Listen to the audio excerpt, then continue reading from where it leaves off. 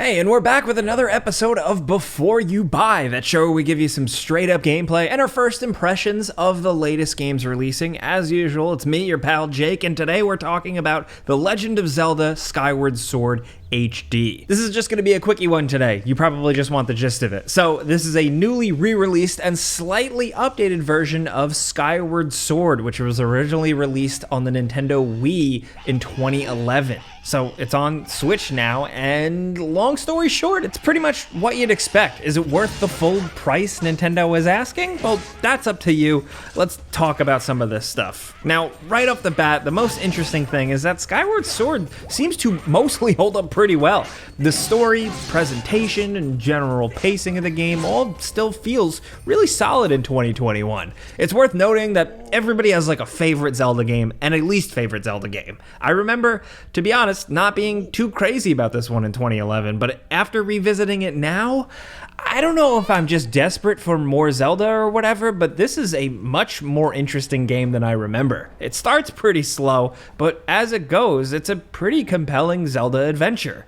Now, in this one, you're, of course, Link, significant to the timeline of Link's if you want to look into it, and you are living in a small village floating high above the clouds. You live in this culture that respects an ancient deity and traditions, and every citizen is bonded with a massive bird called a loftwing. You quickly learn the ins and outs of the village and the culture, and of course there's a young girl named Zelda that you have a strong bond with. The surface world below the clouds is a complete mystery to these people. That is, of course, until Zelda disappears, and after being chosen by a magical sword with an attached talking spirit, you set out to the surface world to save her. From there, things very quickly change and escalate in ways that I'm not going to spoil, but in terms of villains and stuff, man, this game is firing on all cylinders. And just along the way, as it goes with like regular traditional Zelda archetypes, what it does to shake things up is nice to see. Now, the game is centered around the town in the sky and other floating islands, and venturing out on your bird and flying down and loading into one of three kind of overworld areas that have dungeons and stuff to do in them. As you progress, you can also get sub-objectives within the town and within the lower areas to get access to more stuff, most notably because you can upgrade some of your items back in the town as long as you have the right resources, and it's handled pretty satisfyingly well. Very quickly in this, you're going to learn that you should upgrade your shield. Now, this is a more traditional Zelda than Breath of the Wild, obviously. You're finding stuff in chests, you're looking for the key to the door, you're fighting a traditional mid-boss, you're getting a new gadget that makes your life easier or opens up a new area.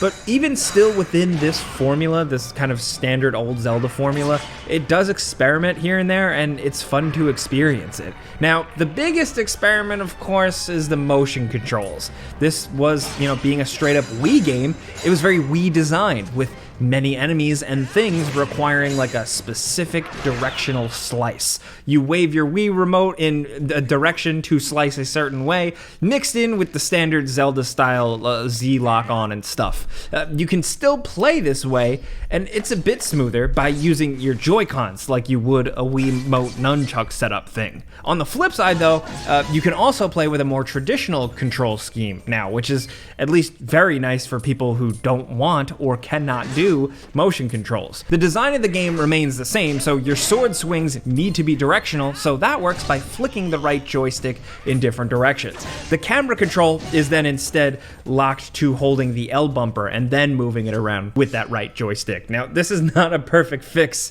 at least for me personally, in terms of feel. When Nintendo first announced and demonstrated this option, it made sense and I was happy, but in practice, it still just doesn't feel quite right for me. The swings always end up being kind of awkward looking and sometimes finicky. Now, even if I'm technically full in control, I know what I'm doing as a player, the way Link sometimes flails around makes it look like I'm bad at the game. It's all passable, you can get by, but it's just awkward. It actually made me appreciate the motion control setup a bit more, even if I'm not a big fan of that either. I'm glad there are options though, either way, just because choice is always better. But I think overall the combat and control stuff is just an imperfection. Now, with what they tried to do, of course, it's way more interesting to have a control like this than instead of just a press the button to swing a sword, but it's not going to be everybody's favorite thing. Personally, I also just found it a bit annoying to control either way. It's a decent negative for me in a sea of otherwise positives.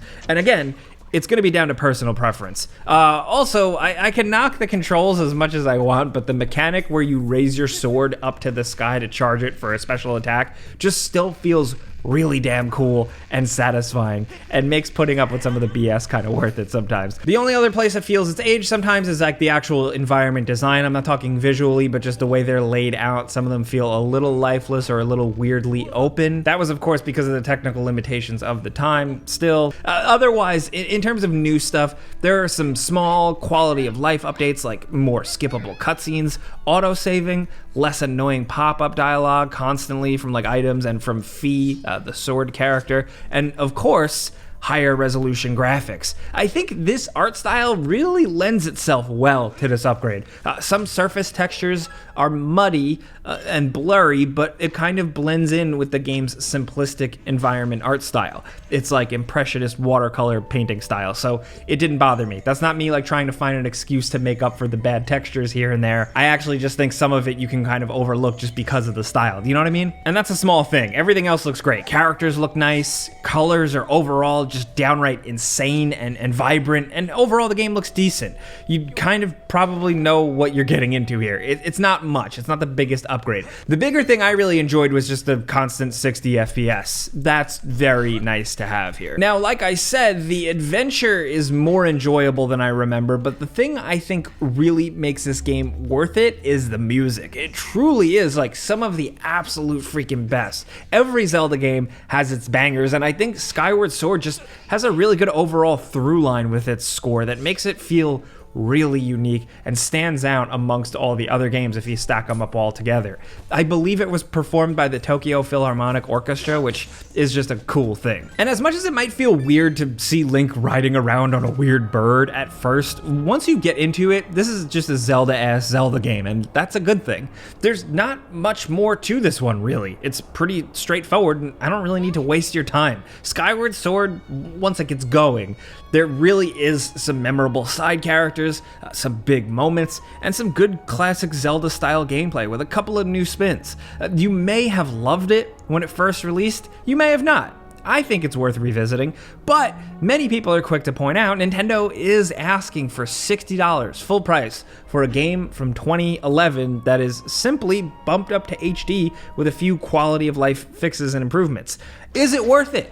Yeah, if you've never played this one, then yeah, probably. But if you have already played it, that's up to you and your wallet. It's not a massive overhaul or a remake, but it is a nice, convenient, and cleaned up way to play the game without digging out your older consoles. And it seems like they didn't really screw anything up. They did the best they could with the control scheme, and otherwise, it seems solid just first impressions wise here. But of course, that is a before you buy. You know how this works by now. We give you some pros, some cons, and some personal opinion, and now we want to hear yours down in the comments. First of all, just your thoughts on Skyward Sword in general. Did you play it in 2011? Were you even alive in 2011? Hello, is this thing on? I'm rapidly turning into an old skeleton. Maybe you picked this up already. I would love to hear your first impressions on Skyward Sword HD, the visuals, the control schemes. Am I being too hard on it? Am I too picky? Everybody has a certain preference, and I'm sure you definitely do, so let us know. Now, if you enjoyed this video and maybe we helped you out, clicking the like button's all you gotta do. It really helps us out, and we would genuinely freaking appreciate that. But as always, I'm Jake Baldino. Thanks for watching. We'll see you guys next time.